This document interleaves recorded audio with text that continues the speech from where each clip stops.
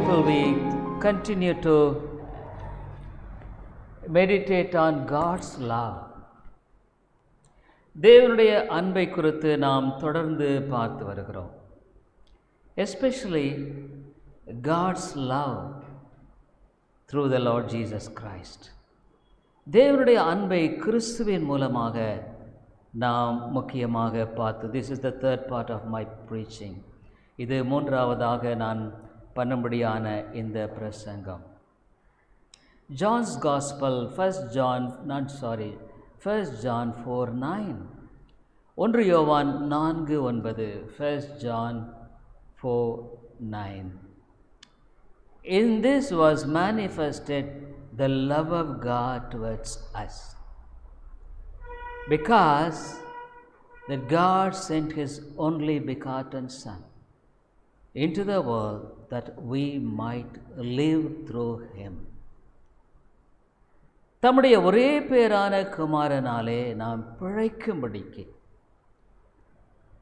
தேவன் அவரை இவ்வுலகத்திலே அனுப்பினதினால் தேவன் நம்மேல் வைத்த அன்பு வெளிப்பட்டது.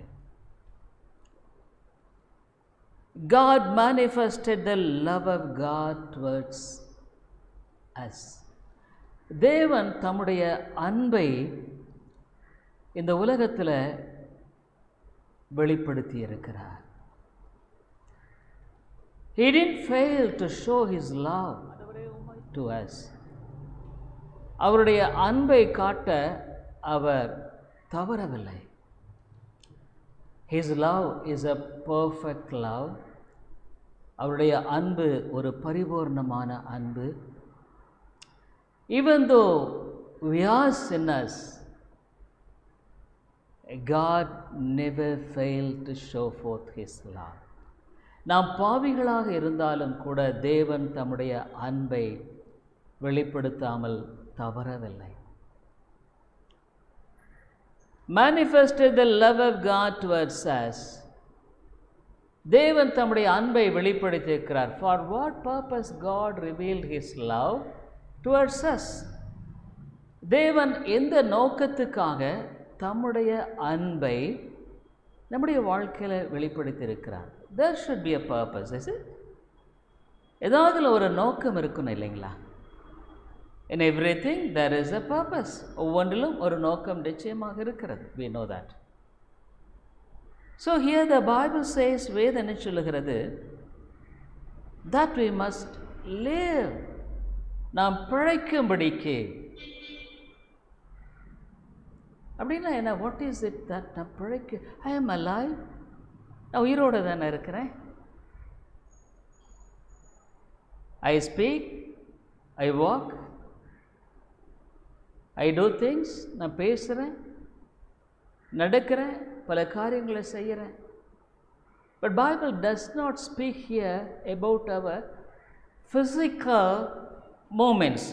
நம்முடைய சரீர பிரகாரமான இந்த காரியங்களை வேதமான இந்த இடத்துல சொல்லலை. டு லிவ் ஸ்பிரிச்சுவலி, ஆவிக்குரிய பிரகாரமாக வாழுகிற வாழ்க்கை. To live with happiness and joy in this world. இந்த உலகத்தில் தேவனுடைய சந்தோஷத்தோடு சமாதானத்தோடு வாழுகிற ஒரு வாழ்க்கை. To live with a knowledge that God is my father. தேவனுடைய பிதா என்கிற அறிவோடு வாழுகிற வாழ்க்கை. To live with a purposeful life, ஒரு அர்த்தமுள்ள வாழுகிற வாழ்க்கை. So God sent His Son not to just merely for us to live in such a way that physical moment of involvement is included. சரீர பிரகாரமான இந்த காரியங்களை கொண்டு நம்முடைய வாழ்க்கையில் வாழும்படியான காரியத்துக்காக தேவன் நம்மை உருவாக்கவில்லை.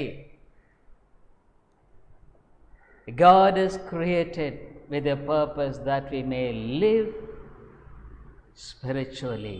ஆவிக்குரிய பிரகாரமாக வாழுகிற ஒரு வாழ்க்கைக்கு என்று தான் தேவன் நம்மை சிருஷ்டித்திருக்கிறார்.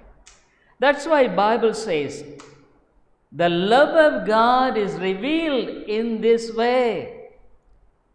தேவனுடைய அன்பு இவ்விதமாக வெளிப்படுத்தப்பட்டிருக்கிறது. So on the part of God, it is not failed.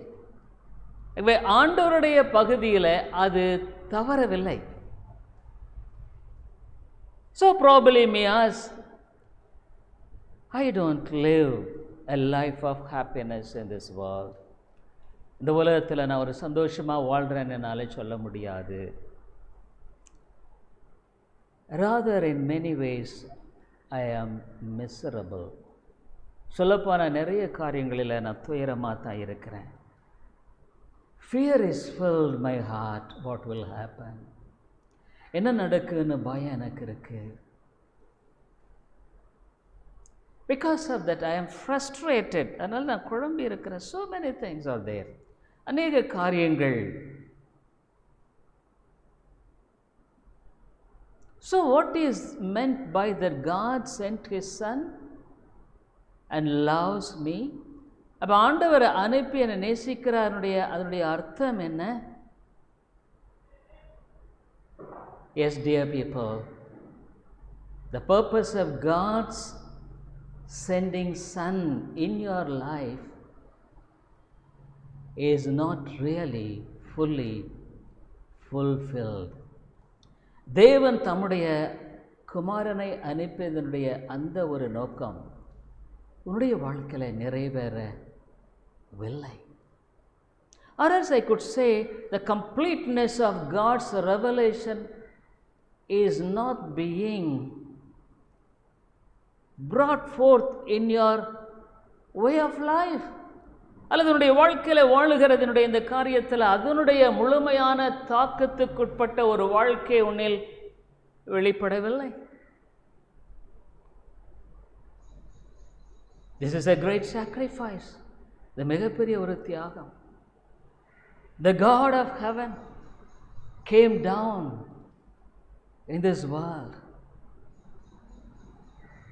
emptying His own glory. இந்த பரலோகத்தின் தேவன் இந்த பூமியில் தம்முடைய எல்லா மகிமையும் விட்டுட்டு தான் வந்தார். Philippians 2 2nd chapter 6 to 8. பிலிப்பியர் 2வது அதிகாரம் 6 முதல் 8 வசனங்களை நான் வாசிக்கிறேன். Who bring in the form of God, thought it not robbery to be equal with God. அவர் தேவனுடைய ரூபமாய் இருந்தும் தேவனுக்கு சமமாய் இருப்பதை கொள்ளையாடின பொருளாக எண்ணாமல்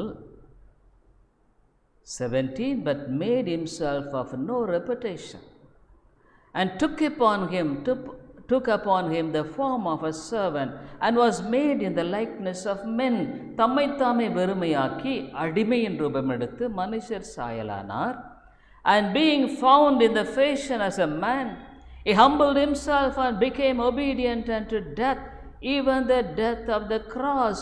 அவர் மனுஷ ரூபமாய் காணப்பட்டு மரண பரியந்தம், அதாவது சிலுவையின் மரண பரியந்தமும் கீழ்ப்படிந்தவராகி தம்மைத்தாமே தாழ்த்தினார். He humbled himself. தன்னைத்தானே தாழ்த்தினார். He came as a man, as a slave. ஒரு மனுஷனாக, ஒரு அடிமையாக வந்தார். Emptied all the glory of heaven. பரலோகத்தினுடைய எல்லா விதமான அந்த மகிமையெல்லாம் துறந்து தான் வந்தார். Why should he come here like? அவ்விதமாக அவர் வர வேண்டிய அவசியம் என்ன? In order to show forth the love of God to this world. இந்த உலகத்துக்கு தேவனுடைய அன்பை காட்டும்படியாக. So that you and I might live, நீயும் நானும் பிழைக்கும்படிக்கு. He came to give life and to have its fullness. ஜீவன் உண்டாயிருக்கவும் அது பரிபூர்ணப்படவும் வந்தார். Not only to give life, but to be of its fullness. ஜீவன் பரிபூர்ணப்படும்படியாக வந்தார். So if you are a true Christian, நீ ஒரு உண்மையான கிறிஸ்தவனாக இருந்தால், the purpose of God that He came here to give life surely will be there. தேவன் தம் ஜீவனை கொடுக்கும்படியாக இந்த உலகத்தில் வந்த காரியம் உண்மையாலுமே இருக்கும். And you will have its fullness. அதனுடைய முழுமையை நீங்கள் பெற்றுக்கொள்வீர்கள். You will have the joy of the Lord. கர்த்தருடைய சந்தோஷம் உனக்குள்ளே இருக்கும். You won't be a miserable person. You won't be a miserable man or woman. ஒரு நிர்பந்தமான ஒரு மனிதனாக, ஆணாக பெண்ணாக இருக்க மாட்டாய். You won't be saying, I believe God, I believe this doctrine, but still I am miserable. நான் இந்த தேவனை நம்புகிறேன், இந்த சத்தியத்தை விசுவாசிக்கிறேன், ஆனாலும் நான் நிர்பந்தமாகவே இருக்கிறேன் என்று சொல்லுகிற நபராக இருக்க மாட்டாய். If so, அப்படி இருந்தா, you are not in the right track. சரியான திசையில் இல்லை. You are in the wrong track. நீ தவறான வழியில் போயிட்டுருக்க. Your life is not right in God's sight. தேவனுடைய பார்வையில் உன்னுடைய வாழ்க்கை சரி இல்லை.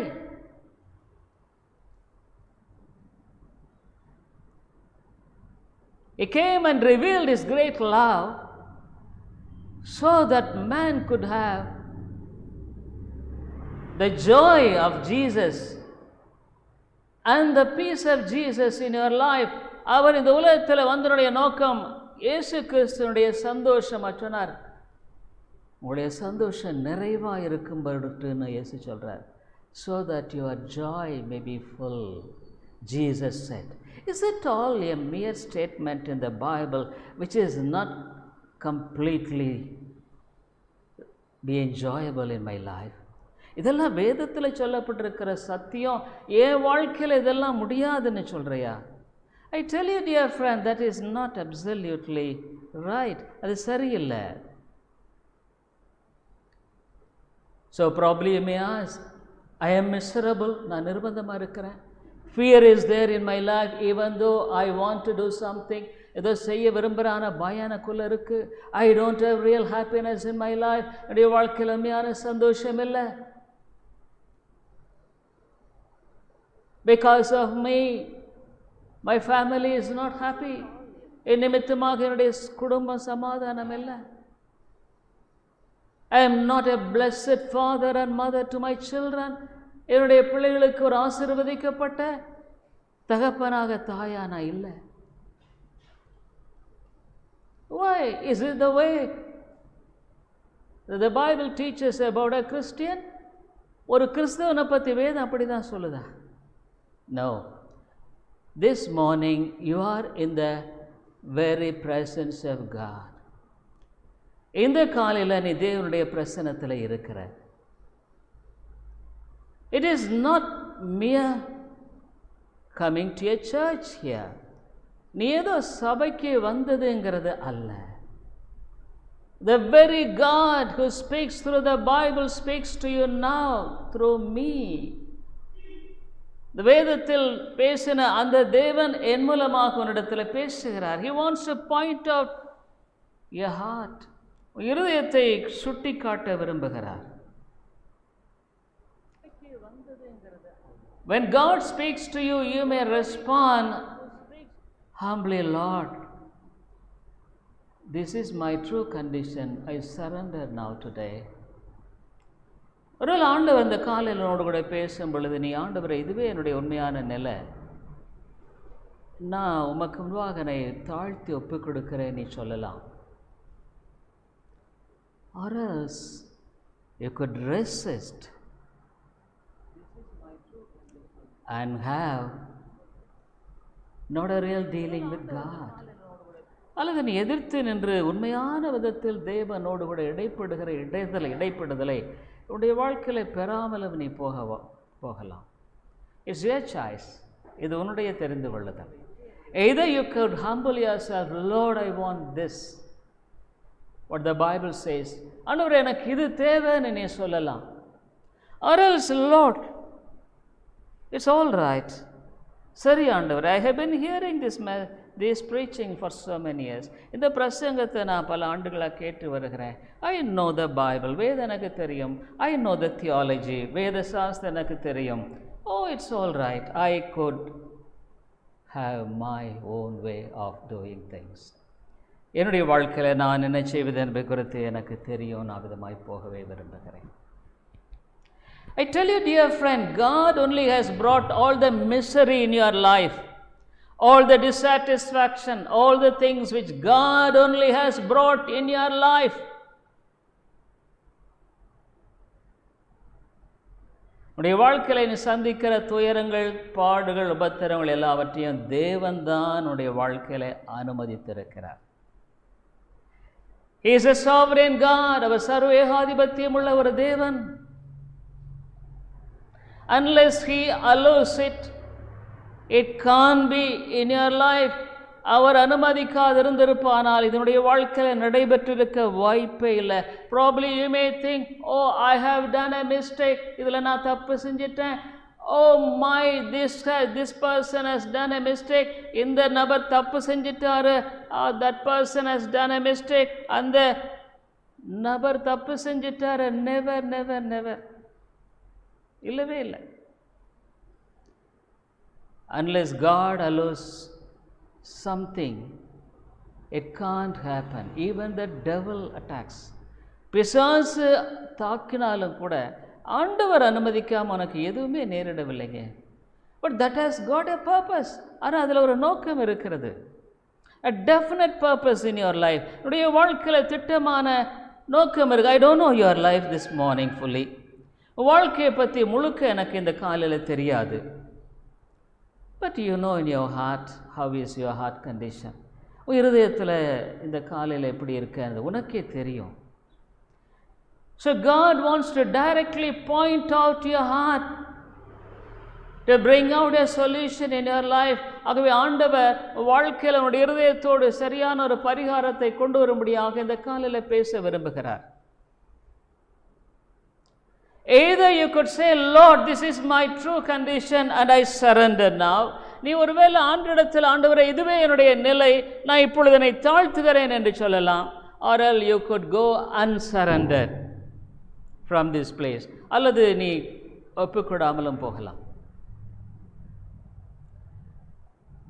I would like to explain this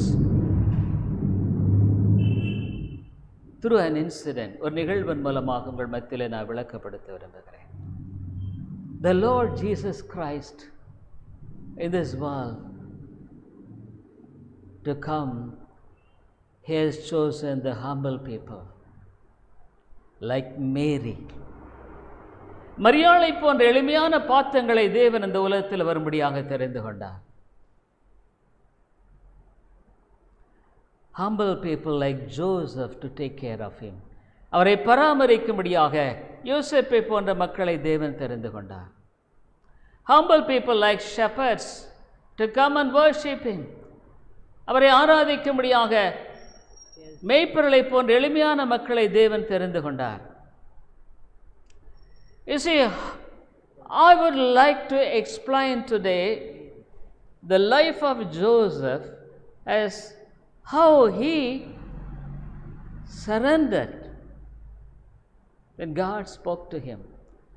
தேவன் பேசின பொழுது அவன் எப்படி தன்னுடைய வாழ்க்கையை அர்ப்பணித்தான் என்பதை குறித்து I would like to talk to you this morning. இந்த காலையில் நான் பேச விரும்புகிறேன். He was a simple carpenter. ஒரு எளிமையான தச்சன். He was not a highly educated man. மிகப்பெரிய ஒரு படித்த ஒரு மனிதன் அல்ல. But Bible says he was a righteous man. ஆனால் அவனை பற்றி சொல்லுகிற அவன் நீதிமான் என்று சொல்லப்படுகிறது. If he had God, தேவனுக்கு பயந்தவன் என்று சொல்லப்படுகிறது. He wanted God to be the first in his life. தேவன் முதலாவதாக இருக்கும்படியாக அவன் விரும்பினான். He want God to be honored in his life. அவருடைய வாழ்க்கையில் தேவனுடைய நாமம் மகிமைப்பட வேண்டும் என்று விரும்பினான். Dear people, it is not the status which relates your profession of faith. நீ என்ன தகுதியில் இருக்கிறதுக்கு உன் விசுவாசத்தை அறிக்கை செய்யறதுக்கு சம்பந்தம் இல்லை. You may be the person who is lowly in this world, மிக சாதாரணமான ஒரு மனிதனாக இருக்கலாம். But God values your soul. உன்னுடைய ஆத்துமாவை தேவன் விலை மதிக்கிறார். Because he knows that you have an eternity to live. என்ற ஒரு நித்தியமான ஒரு வாழ்க்கை நீ வாழ வேண்டியது இருக்கிறது என்று அறிந்திருக்கிறார். He knows that you have a life to live in this world. இந்த உலகத்தில் வாழக்கூடிய ஒரு வாழ்க்கையை நீ பெற்றிருக்கிறார் என்பதை தேவன் அறிந்திருக்கிறார். You could live either miserably in this world or with all its fullness of joy in this world. இந்த உலகத்தில் நீ ஒரு நிர்பந்தமாக வாழுகிற நபராய் காணப்படலாம், அல்லது தேவனுடைய உண்மையான சந்தோஷத்தோடு வாழுகிற நபராய் நீ காணப்படலாம். Either you may live in eternity in hellfire or in heaven. அல்லது உன்னுடைய வாழ்க்கையில் நரகத்தில் நீ காலம் முழுக்க கழிக்கலாம், அல்லது பரலோகத்தில் கழிக்கலாம். But there is a life to live. ஆனால் ஒரு வாழ வேண்டிய ஒரு வாழ்க்கை இருக்கிறது. I am not telling that when you go to heaven you will be happy and joyful. அங்கே பரலோகத்துக்கு போகும் பொழுது நீ ரொம்ப சந்தோஷமுள்ள நபராயிருப்பான்னு சொல்லவில்லை. The very life here you live will have all its fullness of joy in this world. இந்த வாழுகிற வாழ்க்கையில தேவனுடைய உண்மையான மிகுதியான சந்தோஷத்தோடு வாழ முடியும். Probably you may ask, my life is so complicated. என் வாழ்க்கை ரொம்ப குழப்பமானதுங்க. You see the problem of my family. என் குடும்பத்தினுடைய பிரச்சனையை பாருங்க. You see the problem of mine. என்னுடைய பிரச்சனை பாருங்க. You see the problem of my situation. என்னுடைய சூழ்நிலையை பாருங்க. How could you say that I could be happy in this world? இதெல்லாம் இருக்கும்போது இந்த உலகத்தில் எப்படிங்க சந்தோஷமாக இருக்க முடியும் நீங்கள் கேட்கலாம்.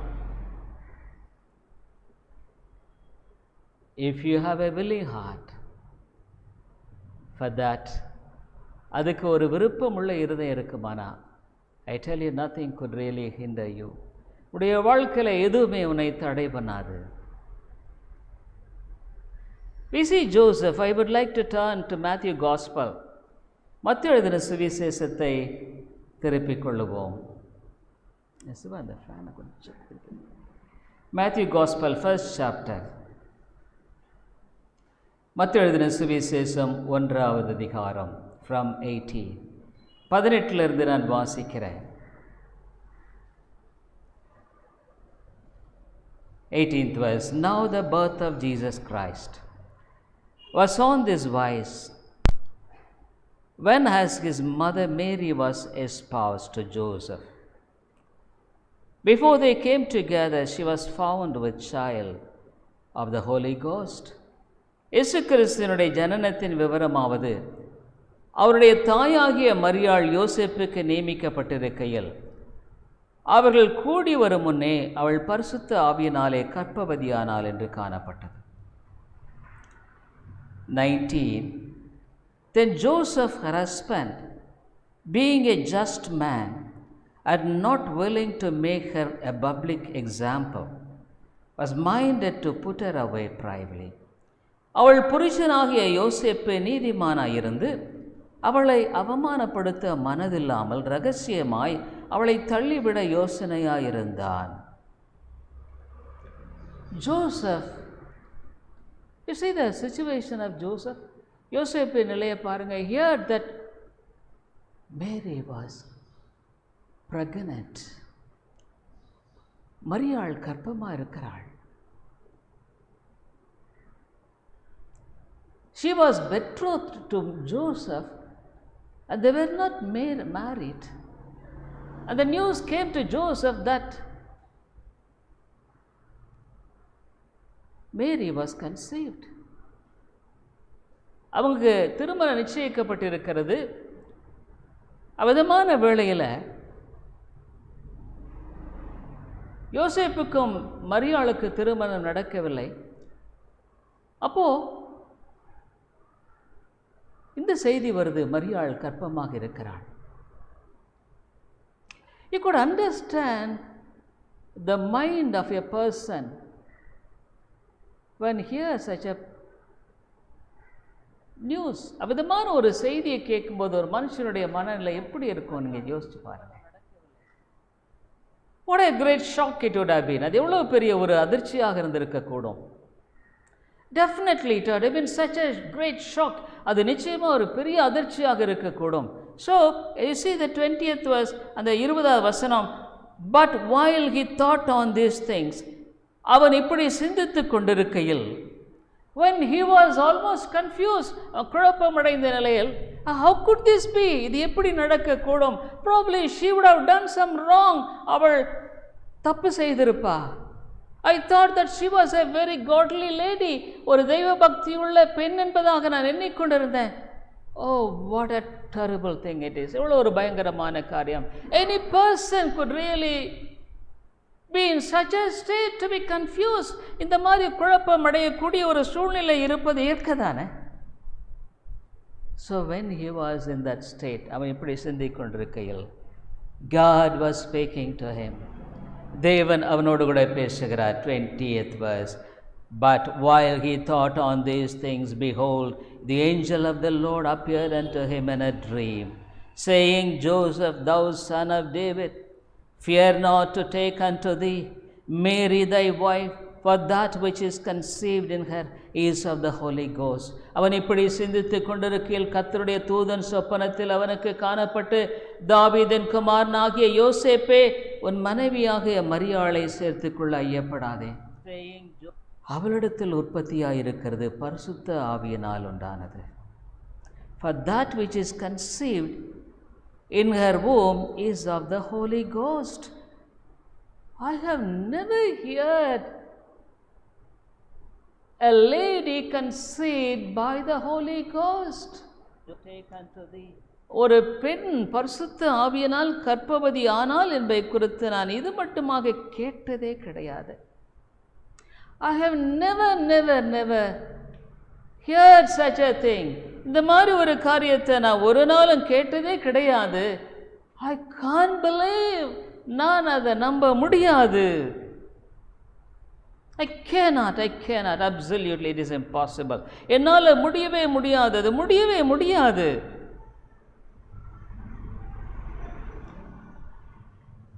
He would have been struggling even.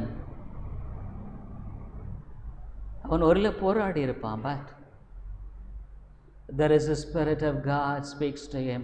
It is God who is speaking to you, Joseph. யோசேப்பு, இதை சொல்ற ஒரு தேவன். It is God who is speaking to you now. தேவன் தான் பேசுகிறார். It is through the angel.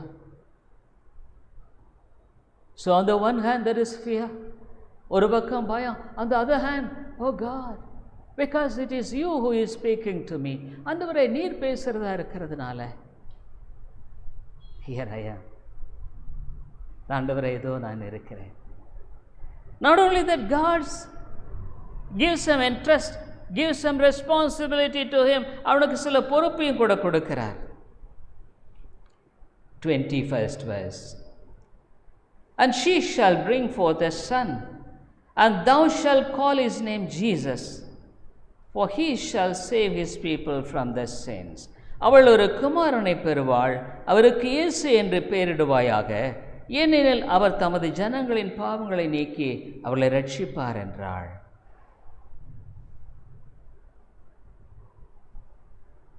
God said, yes, you must name him Jesus. இயேசுன்னு பெயரிட வேண்டும். Because he will save his people from their sins. அவங்களுடைய பாவங்களிலிருந்து தம்முடைய மக்களை ரட்சிப்பார். Yes, the word of the God from the Old Testament is being reminded to him. பழைய ஏற்பாட்டில் சொல்லப்பட்ட தேவனுடைய வார்த்தை அவனுக்கு நினைவுபடுத்தப்படுகிறது. 22nd, and now all this was done that it might be fulfilled which was spoken of the Lord by the prophet, saying, தீர்க்கதரிசியின் மூலமாய் கர்த்தராலே உரைக்கப்பட்டது நிறைவேறும்படிதெல்லாம் நடந்தது. Behold, a virgin shall be with child, and shall bring forth a son, and they shall call his name Emmanuel. which being interpreted is God with us. அவன் இதோ ஒரு கன்னிகை கற்பவதி ஆகிய ஒரு குமாரனை பெறுவாள், அவருக்கு இம்மானுவேல் என்று பெயரிடுவார்கள் என்று சொன்னான். இம்மானுவேல் என்பதற்கு தேவன் நம்மோடு இருக்கிறார் என்று அர்த்தமாம். He was reminded of the word of God. தேவனுடைய வார்த்தை அவனுக்கு நினைவுபடுத்தப்படுகிறது. 24th verse. 24. Then Joseph, being raised from sleep, did as the angel of the Lord had bidden him, and took unto him his wife. யோசேப்பு நித்திரை தெளிந்து எழுந்து கர்த்தருடைய தூதன் தனக்கு கட்டளையிட்டபடியே தன் மனைவியை சேர்த்து கொண்டு, he did according as the Lord had bidden him. ஆண்டவர் என்ன சொன்னார் அப்படியே செஞ்சான். he surrendered. அவன் ஒப்பு கொடுத்தான். yielded to God. தேவனுக்கு அவன் இணங்கி கொடுத்தான். and took unto him his wife. தன்னுடைய மனைவியை அவன் ஏற்றுக்கொண்டான். Not only that, he fulfilled even 25th verse, 25வது வசனம், and knew her not till she had brought forth her first son, and he called his name Jesus. அவள் தன் முதற் பேரான குமாரனை பெருமளவும் அவளை அறியாதிருந்த அவருக்கு இயேசு என்று பெயரிட்டார். He surrendered absolutely. முழுக்க அவன் கீழ்ப்படிஞ்சான். Probably you may say, I am very sinful. ஏன்னா நான் பாவத்தன்மை உள்ளவன். It is not possible for me to surrender. என்னால் கீழ்ப்படிய முடியாது. But God says, do you have a willing heart at least to surrender? ஒப்பு கொடுக்கும்படியான ஒரு இருதயம் உனக்குள்ள இருக்கா? Dear people, an unbelievable thing, நம்ம நினைச்சே பார்க்க முடியல இல்லைங்க, that a lady will be conceived with the Holy Ghost. ஒரு பெண்ணினால அவள் அவிதமாக அங்கே கர்ப்பவதியாக போகிறாள். That's what the Bible says. அத வேதம் சொல்லுகிறது. She will be conceived of the Holy Spirit. அவள் தாமே அவிதமாக பரிசுத்த ஆவியினால் அவள் கற்பந்தரிக்க போகிறாள். Dear people, many times you reason out things by your own foolishness. I can't say that is wisdom. நீ உன்னுடைய மதியனத்தினால, அது புத்தின்னு நான் சொல்ல மாட்டேன், அது புத்தி இல்லை, that is foolishness, அது மதியனம். You reason out things that how could this be, அது எப்படி ஆகும், it is impossible, அது முடியாது. Even you hear God's word speaking to your heart, அவனுடைய வார்த்தை உன்னுடைய இதயத்தோடு கூட பேசுகிறத நீ கேட்கிற, but you could not trust God. ஆண்டவரை உன்னால் நம்ப முடியல. அதுதான், that's the problem.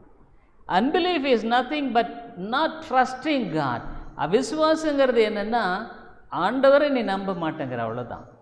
You don't believe God as what the Bible says. வேதம் சொல்கிறபடி நீ நம்ப விரும்புகிற.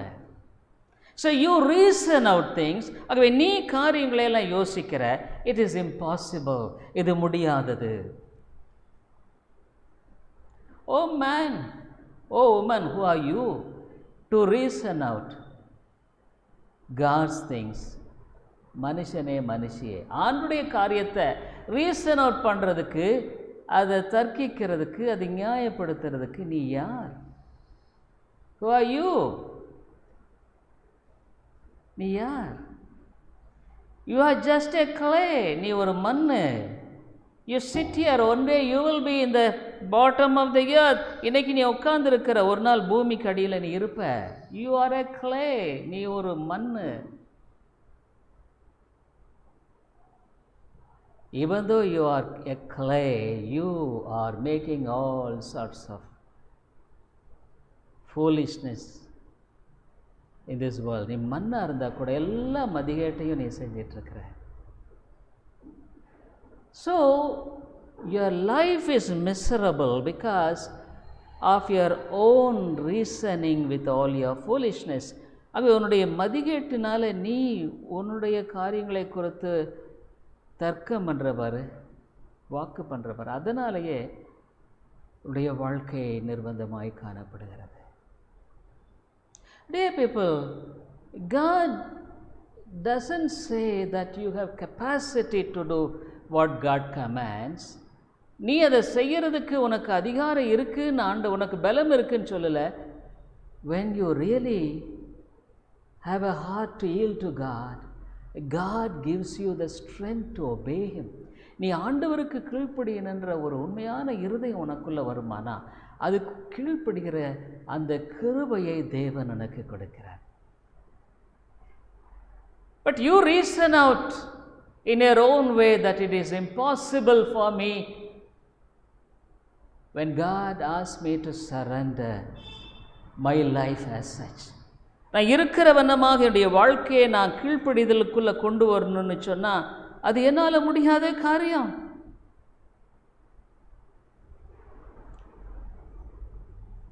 It is impossible. I tell you, you suffer because of that. அதனால தான் நீ இவ்வளோ கஷ்டப்படுறேன்.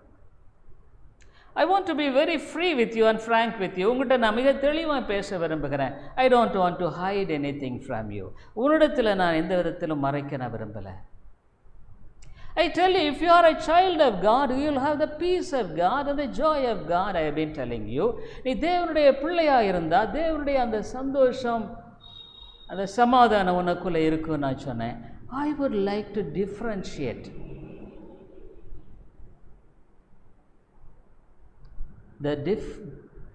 between the joy of God and joy of the world. உலகத்தின் சந்தோஷம்ங்கிறது என்ன, ஆண்டவருடைய சந்தோஷங்கிறது என்னங்கிறத ஒரு வித்தியாசம் நான் உங்களுக்கு காமிக்க விரும்புகிறேன்.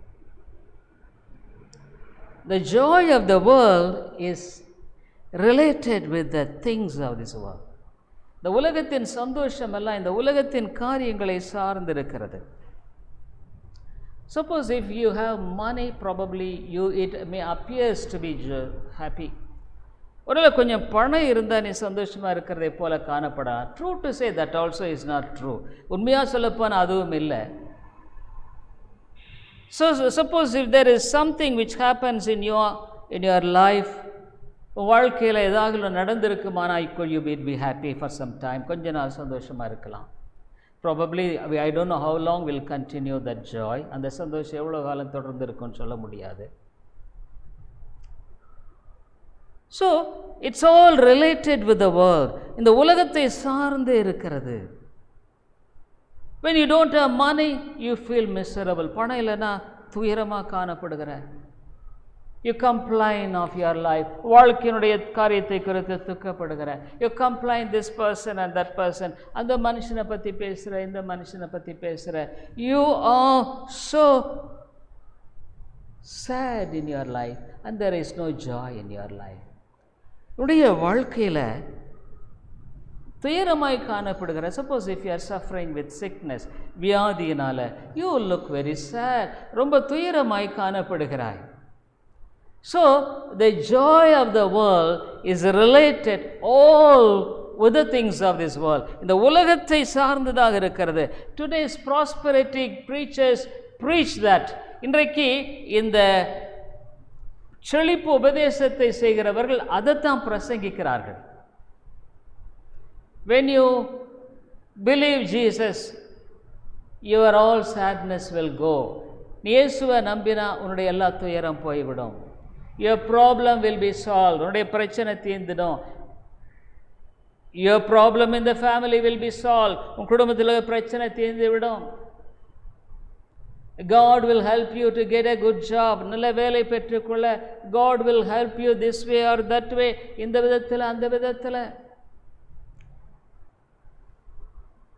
So many people, when you turn on the TV, you could hear preachers showering such sorts of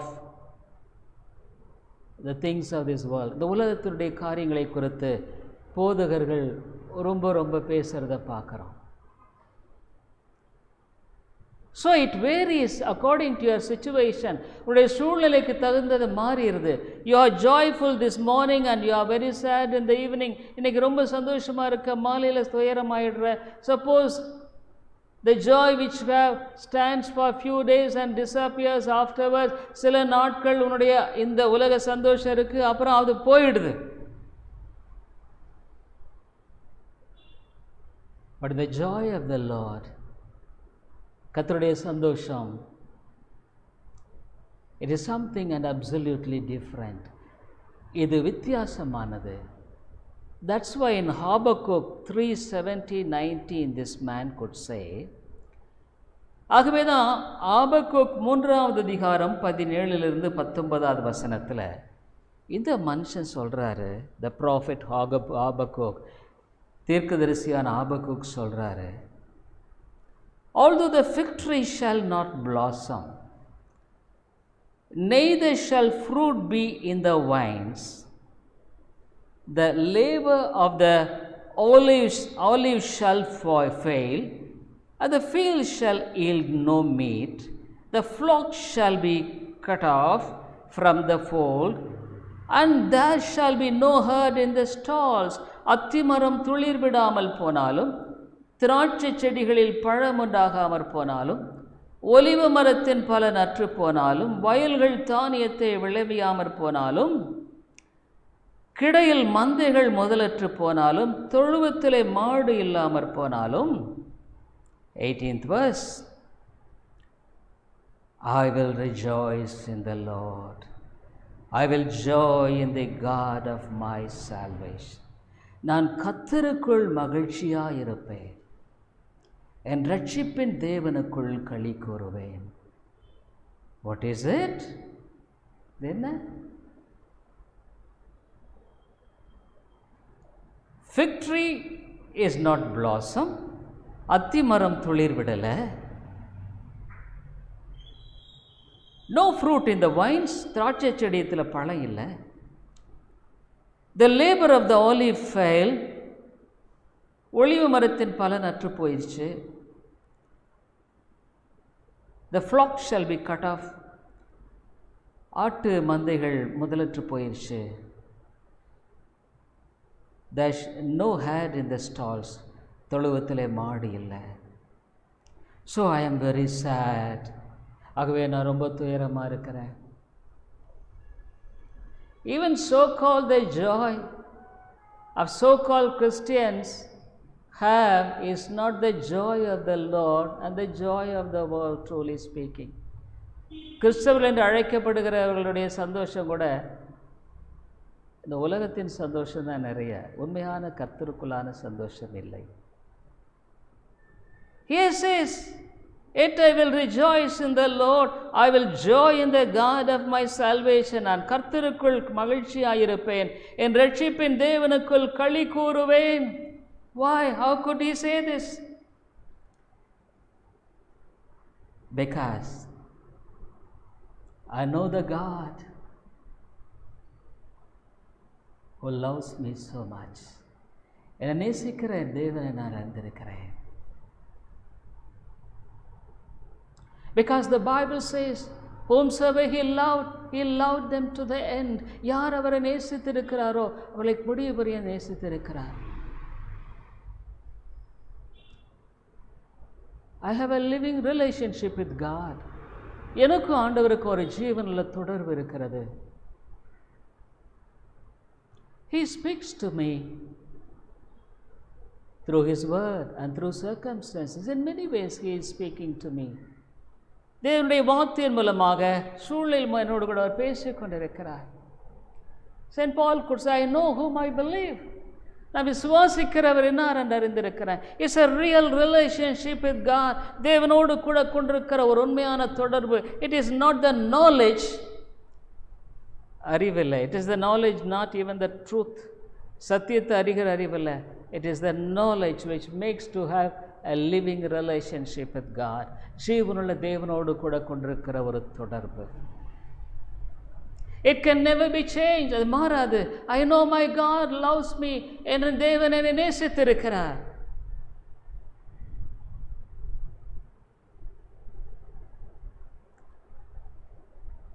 He loved me when I was a sinner. நான் ஒரு பாவியா இருந்த பொழுது தேவன் என்னை நேசித்திருக்கிறார்.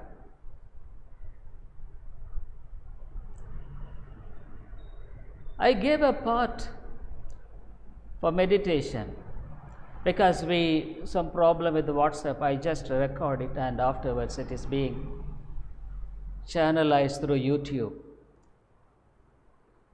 நான் அதை ரெக்கார்ட் பண்ணிவிட்டு யூடியூப் மூலமாக பேசுவேன். நான் முன்னே டைரெக்டாக பேசுவேன், அது என்னமோ சரியாக ஒர்க் ஆகலை. நான் சொன்னேன், I don't worry about my children. என்னுடைய பிள்ளைகளை பற்றி நான் கவலைப்படுறதில்ல. One man spoke to me as though, oh, your children are financially suffering and so many things he was expecting and talking to me. He is a preacher. ஒரு பிரசங்க என்னிடத்தில் பேசினார், ஐயோ உங்கள் பிள்ளைகள் இப்படி கஷ்டப்படுறாங்க பொருளாதார ரீதியில். I said, I don't worry at all. நான் கவலைப்படுறதே கிடையாது. Because I have committed them to God. அவளை தேவனிடத்தில் நான் கொடுத்திருக்கிறேன். I know the God who takes care of them more than what I could.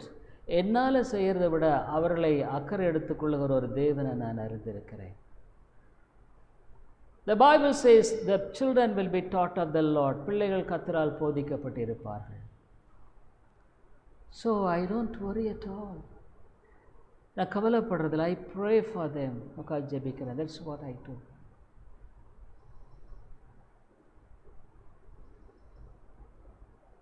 I told him also, அடுத்து என்ன சொன்னேன், the sufferings probably they go through, கடந்து போகிற பாடுகள், it's good for them to know that they have to yield to God.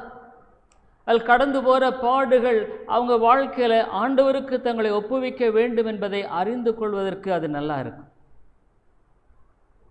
The sufferings will help them to know and understand the things of this world is not really true. கடந்து போகிற பாடுகள் இந்த உலகத்தில் உண்மையானது என்பதை விளங்கிக் கொள்ள அவர்களுக்கு உதவி செய்யும். Rather it is good for them. அது அவர்களுக்கு நல்லது. Dear people, I am not telling simply standing before it. That's true, absolutely true. நான் இதை இங்கே நின்று பேச நினைக்காதுங்க, அதுதான் உண்மை. I don't worry about my children at all. It is true I was, but God taught me and showed me that how could I be joyful in the Lord by believing Him. நான் கவலைப்பட்ட காரியங்கள் உண்டு இல்லைன்னு நான் சொல்லலை, ஆனால் இப்போ நான் அதை பற்றி கவலைப்படுறதுபடாதபடி ஆண்டவர் எனக்கு கற்பித்து கொடுத்திருக்கிறார். It's 100% assessment. I tell you, dear people, it's not a lie. இது பொய் இல்லை, தயவுசெய்து. Don't think that I am preaching simply a sermon which is not related, just not to the practical aspect. நடைமுறைக்கு ஒவ்வாத ஒரு காரியத்தை ஏதோ பேசுகிறேன், தயவுசெய்து நீங்கள் நினைக்காதீங்க. I know whom I believe. நான் விசுவாசிக்கிறேன், இன்னார் என்று அறிந்திருக்கிறேன். Dear people, the joy of the world is different from the joy of the Lord. இந்த உலகத்துக்குரிய சந்தோஷம் என்பது தேவனுக்குரிய சந்தோஷத்துக்கு முற்றிலும் வித்தியாசமானது. That's why psalmist says, Psalm 51:12, சங்கீதம் 51:12 ஆண்டவர் சொன்னார், Restore unto me the joy of thy salvation and uphold me with thy free spirit. உமது இரட்சத்தின் சந்தோஷத்தை திரும்பவும் தந்து, the joy of thy salvation. நம்முடைய இரட்சிப்பின் சந்தோஷம் உங்கள்கிட்ட இருக்கா? Do you have the joy of the salvation? Probably if you are not saved, நீ ரட்சிக்கப்படலைன்னா உனக்கு இந்த சந்தோஷம் இருக்காது. You can't be. You can't have this joy of salvation. ரட்சிப்பின் சந்தோஷம் உனக்குள்ள இருக்காது. Probably if you are a person who is backslided from your first love, you can't have the joy of the Lord in your life. ஆதியில் கொண்டிருந்த அன்பனை இழந்து போன ஒரு நபராக இருப்பாயானால் கர்த்தருடைய சந்தோஷம் இன்னைக்கு உனக்கு இருக்காது. If you are not really surrendered, if you are not really converted, you can't have this joy also. நீ ரட்சிக்கப்படலைனாலும் கூட இந்த சந்தோஷம் உனக்குள்ள இருக்காது. Either you are in ignorance, probably even sometimes it is an ignorance, ஒருவேளை அறியாமையினால கூட இருக்கலாம். So at the moment, do you have the joy of the Lord? இந்த நேரத்தில் கர்த்தருடைய சந்தோஷம் உனக்குள்ள இருக்கா? The joy of the world will pass away quickly. இந்த உலகத்தினுடைய சந்தோஷம் எல்லாம் சீக்கிரமா போயிடும். Don't depend on that. அதை நீ சார்ந்து கொள்ளாத. If you are backslided also, if your relationship with God is not right now, you can't have the joy of the Lord. கர்த்தருடைய சந்தோஷம் உனக்குள்ள இருக்காது. The things of God will be a burden to you. ஆண்டவருடைய காரியங்கள் உனக்கு ஒருவேளை ஒரு பாரமா கூட இருக்கும். I remember when I was a student. நான் ஒரு மாணவனாக இருந்த பொழுது I had a very old bicycle, ஒரு பழைய cycle. But for there, the midweek prayer meeting on Wednesday, அந்த மத்திய ஜெப கூட்டம் பைபிள் ஸ்டடியை சேர்த்துருக்கோம் வியாழக்கிழமை. அந்த சக்கரம் அந்த சைக்கிள் கிரிச்சுன்னு தான் ஓடும் சத்தம். I have to travel around 4 kilometers. ஒருவேளை 4 கிலோமீட்டர் அதில் போகணும். my hostel was too far, தூரமாக இருந்தது. But I remember, in order to join the first song, the joy of singing the first song in the prayer meeting, I would never miss it. அந்த கூட்டத்தில் முதல் பாடல் இருக்கு பாருங்க, அதை நான் மிஸ் பண்ணவே விரும்ப மாட்டேன். Because the singing of that song will bring such a joy in my heart. என்னுடைய அந்த முதல்ல பாடுற பாடல் எனக்குள்ள அவ்வளோ சந்தோஷம் கொண்டு வரும். I could remember well, I used to rush not to miss the first song itself. அந்த முதலாவது பாடலையே நான் இழந்து போக விரும்பினது கிடையாது.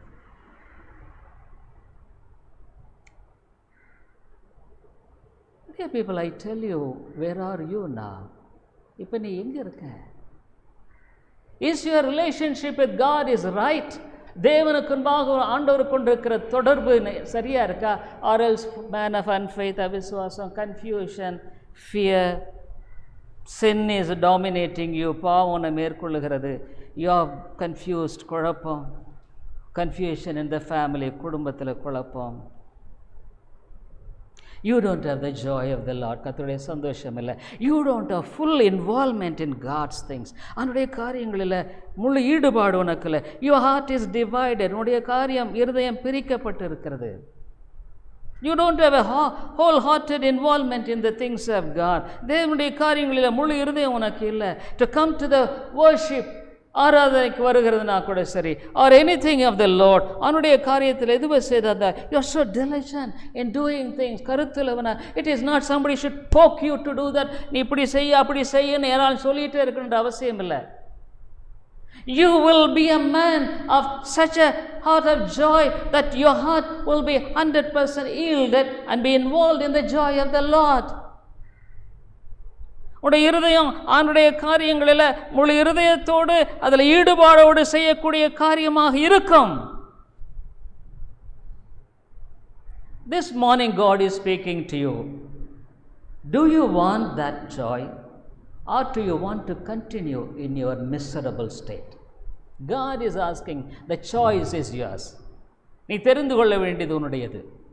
உன்னுடைய இந்த கர்த்தருடைய சந்தோஷத்தில் இருக்க விரும்புறியா, அல்லது உன்னுடைய பரிதாப நிலையை தொடர்ந்து வாழ நீ விரும்புறியா? It is your choice now before leaving the house of worship. ஆராதனை ஸ்தலத்தை விட்டு போறதுக்கு முன்னால் அது உன்னுடைய காரியம். God is trying to work out things in your life so that you will be spiritually restored. ஆவிக்குரிய பிரகாரமாக உன்னுடைய வாழ்க்கையில் நீ சரிபடுத்தப்பட வேண்டியது, உன்னை சீரமைக்க வேண்டும் என்று தேவன் விரும்புகிறார். Lot of failures in your life because of so many things. Even though with all your intelligence you try to work out things, but it turns out to be very sad. உன் வாழ்க்கையில் எல்லாத்தையும் சரிபடுத்தி நல்லபடியாக கொண்டு போய் செய்யணும்னு நீ எவ்வளோ பிரயாசப்படுற? That goes down. I tell you, dear friend, all the failures is because you are not yielding to God. உன்னுடைய வாழ்க்கையுடைய தோல்வி எல்லாம் நீ ஆண்டவருக்கு இணங்கி கொடுக்காம வாழ்றது தாங்க.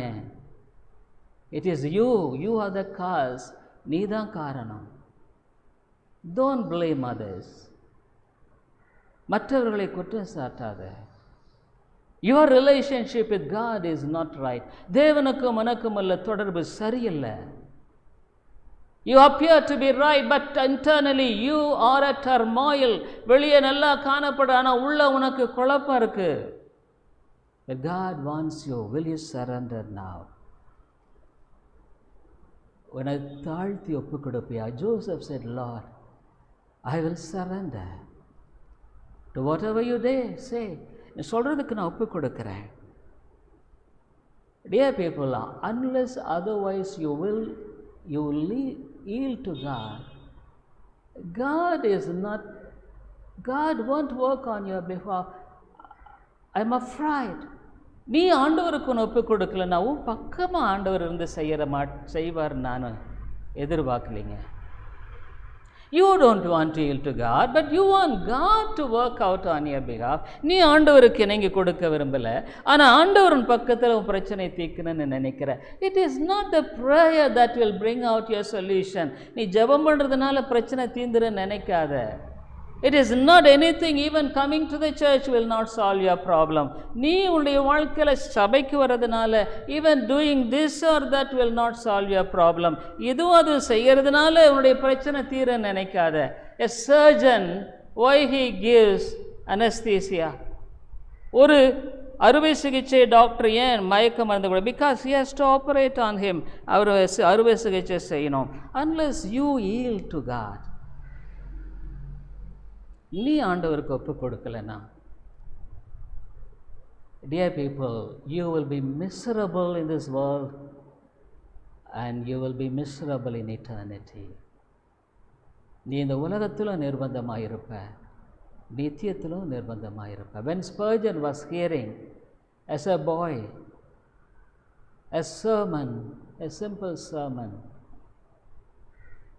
in England when he was a boy of 16. Spurgeon 16 வயசில் இங்கிலாந்தில் ஒரு இடத்துல ஒரு சின்ன சபையில் உட்கார்ந்து ஒருத்தர் எளிய பிரசங்கம் பண்ணப்போ கேட்டிருந்தப்போ அவர் தான் சொன்னார், if you don't yield now, you will be miserable now and you will be miserable eternally. இப்போ நிர்பந்தமாக இருப்ப, நித்தியமாக நிர்பந்தமாக இருப்ப. Which is your choice? உன்னுடைய தெரிந்து கொள்ளுதல் என்ன? Do you want God to solve out your problem? ஆண்டவர் இடத்துல நீ உன் பிரச்சனை தீர்க்கணும்னு விரும்புறியா?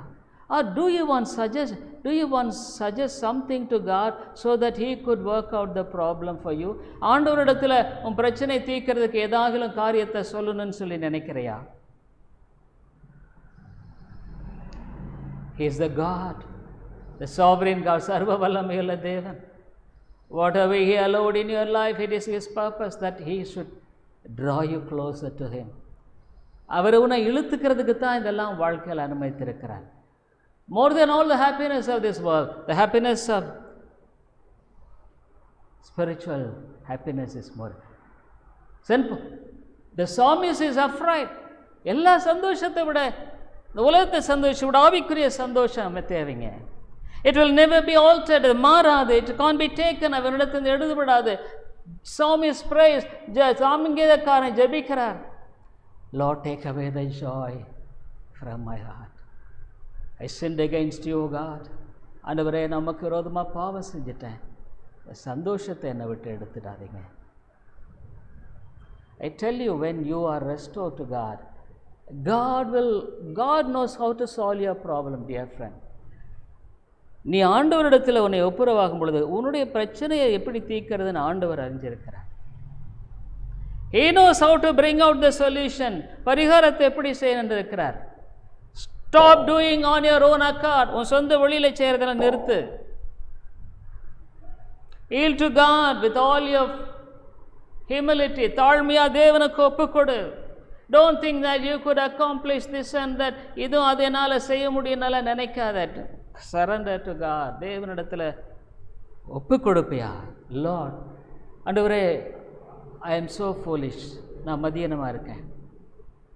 Now you have spoken to me to surrender.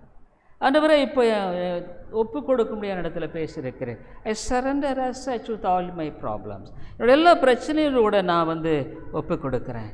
It is true Lord, my problem is too big. என்னுடைய பிரச்சனை மிகப்பெரியது. I don't know how to solve it. அது எப்படி தீர்க்கன்னு தெரியல. My life all through the years I have been trying to work out things, but everything seems to be failure. என் வாழ்க்கையில் என்னுடைய எல்லா காரியங்களையும் சரிப்படுத்தி நான் கொண்டு போகிறதுக்கு எவ்வளோ பிரயாசப்பட்டுட்டேன், தோல்வி ஆயிடுச்சு. Now I surrender, Lord. ஆண்டவரே, என்னை நான் இப்பொழுது ஒப்பு கொடுக்கிறேன்.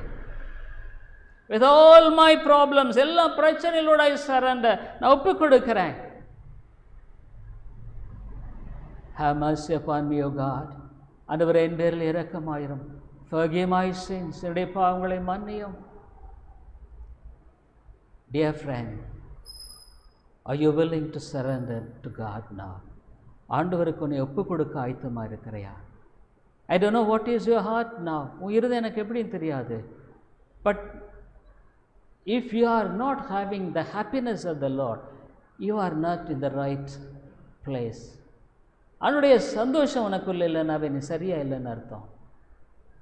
You are not right. சந்தோஷம் இல்லைன்னா சரியா இல்லை. Don't trust the joy of the world. உலகத்தினுடைய சந்தோஷத்தை நம்பாத. Never trust it. ஒரு காலம் நீ நம்பாத. It will fade away. அது மறைஞ்சிடும். It will fade away so quickly. சீக்கிரம் மறைஞ்சிடும். Don't trust. நம்பாத. Strange problems will occur in strange way in your problem, in your family. குடும்பத்தில் புதிதான விதத்தில் புதிதான வழியில் பிரச்சனைகள் எழும்பலாம். You may never even thought of it. நினைச்சு கூட பார்க்க முடியாத அளவில். You may ask why, ஏன்னு கேட்கலாம். Don't trust any of the joy of the world. இந்த உலகத்தினுடைய எந்த சந்தோஷத்தை நீ தர. Lord, I surrender now. ஆண்டவரே, நான் என்னை ஒப்பு கொடுக்கிறேன். I want this joy of salvation. ரட்சிப்பின் சந்தோஷத்தை எனக்கு நீர் தாரும். Probably even if you are saved, if you are ignorant of this, ரட்சிக்கப்பட்டு அறியாமல் இருந்தால் கூட surrender to God. Lord, I want this joy. எனக்கு இந்த சந்தோஷம் வேணும் ஆண்டவரே. I want this peace in my life. இந்த சமாதானம் எனக்கு வேண்டும். Jesus said, சந்தோஷம் நிறைவாக இருக்கும்படிக்கு நான் இயேசு சொல்கிறார். gospel, you see the gospel.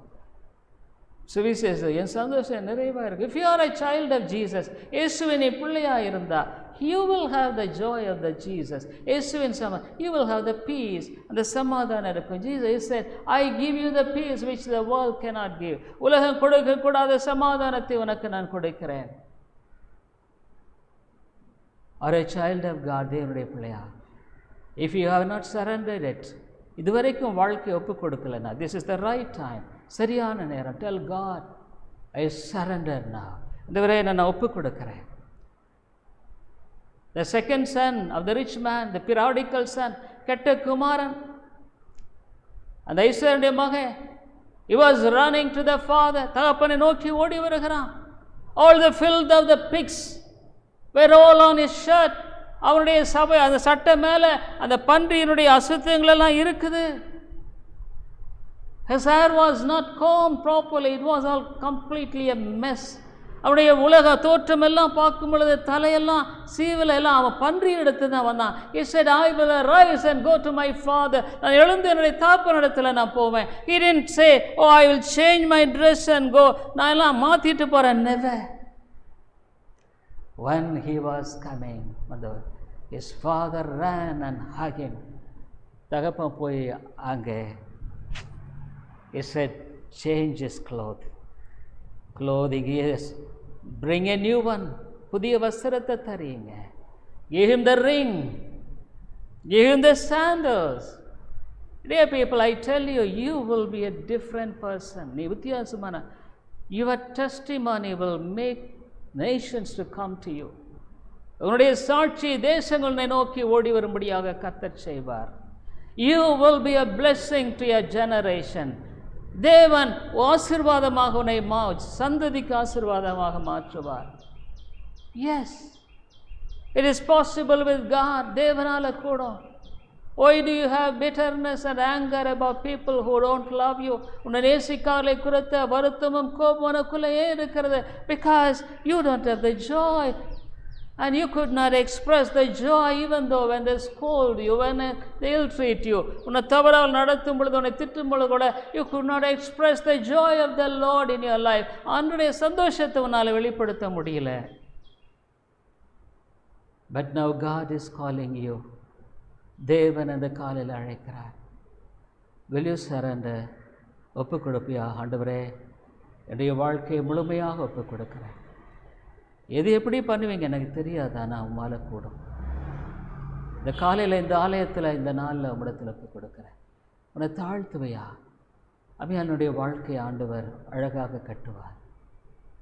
நீ நிறைய என்னால் முடியாது, எனக்கு ஆகாதுன்னு நினைக்கிறேன். தேவனால் ஆகாத காரியம் ஒன்றுண்டோ? கண்களை மூடி நம்ம ஜெபிப்போமா? Let us bow down our heads and pray. கிருபை நல்ல ஆண்டவரே, இந்த காலையில் இந்த வார்த்தையை கேட்ட இந்த அருமையான மக்களோடு பேசும். அவங்க வாழ்க்கையில் ஆண்டவரே துயரம், பயம், பாடு, வேதனை, வருத்தம், கவலைகள், குழப்பங்கள், எரிச்சல், கோபம் எல்லாமே ஆண்டவரே மண்டி கிடைக்கிறது. உமக்குள்ளான சந்தோஷம் இல்லை. அத்திமரம் துளிர் விடாமற் போனாலும் என்று அடுக்கிக் கொண்டே நான் கர்த்தருக்குள் சந்தோஷமாயிருப்பேன். இரட்சண்ய சந்தோஷத்தை என்னை விட்டு எடுத்து போடாதே ஆண்டவரே. இந்த உலகத்தில் கிறிஸ்துவனுடைய சந்தோஷம் என்பது இந்த உலகத்தை சார்ந்ததல்ல. இவருடைய வாழ்க்கையில் நீர் ஒருவரே காரியத்தை செய்ய முடியும். ஒருவேளை அவங்க உமக்கு தங்களை ஒப்பு கொடுக்கலன்னா, ஐயோ ஆண்டவரே, அவங்க வாழ்க்கையில் என்னை கிரியை செய்வேர் நான் எதிர்பார்க்கலையே, ஏன்னா அவங்க உமக்கு ஒப்பு கொடுக்க மாட்டேன்றாங்க. ஆகவே நீர் அவர்களுக்கு ஒப்பு கொடுப்பதை எதிர்பார்ப்பது எப்படி நியாயம்? ஒருவேளை எத்தனை பேர் ஜெபித்தாலும் ஜெபம் கேட்கப்படாமல் போகலாம். ஒருவேளை அவங்க விழுந்து விழுந்து ஜெபம் பண்ணாலும் ஆண்டவர் ஏன் காரியத்தை செய்யலைன்னு சொல்லலாம். ஆனால் இப்போ இந்த நேரத்தில் ஆண்டவரே, என்னை முழுமையாய் தாழ்த்துகிறேன். நான் எவ்வளோ ஆண்டவரே, நான் ரட்சிக்கப்படாமல் எத்தனையோ வருஷம் போயிட்டேன். என் பாவங்கள் மன்னிக்கப்பட்ட என்னுடைய நிச்சயம் என் வாழ்க்கையில் இல்லை. என்னுடைய மனசாட்சி சுத்திகரிக்கப்பட்ட நிச்சயம் என்னிடத்தில் இல்லை. பாவம் என்னை மேற்கொள்ளுகிறது, வெற்றி கொள்ளுகிறது. விழுந்து போயிருக்கிறேன். நான் பேக் ஸ்லைடு ஆகிட்டேன் ஆண்டவரே. ஆதியில் இருந்த அந்த வாஞ்ச அன்பெல்லாம் என்கிட்ட இல்லை. நான் இன்னைக்கு இருக்கிறது ஏதோ வெளியே ஒரு தோற்றத்தில் ஒரு கிறிஸ்தவனை போல காணப்படுகிறேன். ஆனால் உள்ள இருதயத்தில் நான் எப்போ பின்வாங்கி போயிட்டேன். ஜெபிக்கிறதுல எனக்கு வாஞ்சை இல்லை. அவருடைய வார்த்தையின் இனிமே எனக்கு உண்மையாக இல்லை. வாக்கு தத்துவங்களை சார்ந்து கொள்ளுகிற கிருபை இல்லை. சபையை அண்டி கொள்ளுகிற வாஞ்சை இல்லை. சபைக்கு போகிறது எனக்கு கஷ்டமாக இருக்குது. எனக்கு ஏதோ வேறு வழி இல்லை போகணும். ஒருவேளை நான் போகலைன்னா மற்றவங்க என்ன நினைப்பாங்க? ஒருவேளை நான் திரும்பவும் போய் கும்பிட முடியாது, அதனால் இப்படி ஆலயத்துக்கு போயிட்டே வந்துடுறதப்பட்ட ஒரு அப்படி நினைக்கிறியா? ஒருவேளை நீ நினைக்கலன்னா கூட உன் இருதயம் அப்படி இருக்கா? ஆண்டிடத்தில் நீ தாழ்த்து, தேவனே என்னை மன்னித்து என்னை ஒரு புதிய, ஒருவேளை எனக்கு எப்படி புரியலை, இந்த போதகர் என்னென்னமோ சொல்லிகிட்டு இருக்காரு. கர்த்தருக்குள்ளான சந்தோஷன்றாரு. என் வாழ்க்கையில் சந்தோஷமே இல்லை. எப்போ பார்த்தாலும் நான் ஆண்டவரை வேதனையாகவே காணப்படுகிறேன். வியாகுலம் தான் எனக்கு மிஞ்சினது. ஆண்டவரே, வியாகுலத்தில் நான் வாழ்ந்து கொண்டிருக்கிறேன். என்னை மன்னியும். எதிர்காலத்தை குறித்த பயம் ரொம்ப இருக்குது. நான் என்ன பண்ணுவேன்? என் குடும்பத்தை எப்படி நடப்பேன்? நான் என்னென்ன செய்ய போகிறேனோ தெரியலையே. அநேக சமயங்களில் ராத்திரி கூட சரியாக தூக்கம் வரதில்லை. என்கிட்ட நான் யார்கிட்டையும் போய் இது சொல்கிறதும் இல்லை. அப்படியே உள்ளே அடக்கி வச்சுருக்கிறேன். ஆனால் ஆண்டவற்றை கூட சொல்லாமல் தான் இருந்தேன். ஆனால் நீர் என்கிட்ட பேசிட்டீர். தோ என்னை தாழ்த்துகிறேன், என்னை ஒப்புக் கொடுக்கிறேன் என்று நீங்கள் சொன்னாலும் ஒழிய கர்த்தர் உங்கள் வாழ்க்கையில் செயல்படுவார் என்பதை குறித்து. ஒருவேளை நான் பயப்படுறேன், நீங்கள் உங்கள் வாழ்க்கையில் இப்படியே உங்கள் இருதயத்தை கடினப்படுத்தியே போய் கடைசியில் எங்கே போவீங்க? ஆண்டவரே, இந்த காலையில் உங்களுடைய வார்த்தையை ஆசீர்வதியும். இந்த அருமையான மக்கள் வாழ்க்கையில் நீர் இந்த காலையில் தெளிவாய் பேசியிருக்கிறீர். ஆண்டவரிடத்தில் பேசலைன்னு அவங்க சொல்ல முடியாது. நீர் தெளிவாய் பேசியிருக்கிறீர். ஆவியானவரே, இந்த மக்களை நினைவு கூறும். நான் அவர்களுக்காக நான் ஜெபித்த என் ஜெபங்களை நினைவு கூறையோ ஆண்டவரே, விதமான ஒரு சத்தியத்தை கேட்டும் அவங்க வாழ்க்கையில் அப்படியே போயிடுவாங்கன்னா இது எவ்வளோ ஒரு பயங்கரமான காரியம். இது காலம் தாம், இனி காலம் செல்லாது, கொடிய காலங்கள் வரப்போகுது. இப்போ எப்போ நம்பிக்க போகிறாங்க? தேவாவியானவரே கிருபையாய் பேசும், இரக்கமாயிரும். இயேசுவின் நாமத்தில் ஜெபிக்கிறோம் எங்கள் நல்ல பிதாவே, ஆமேன்.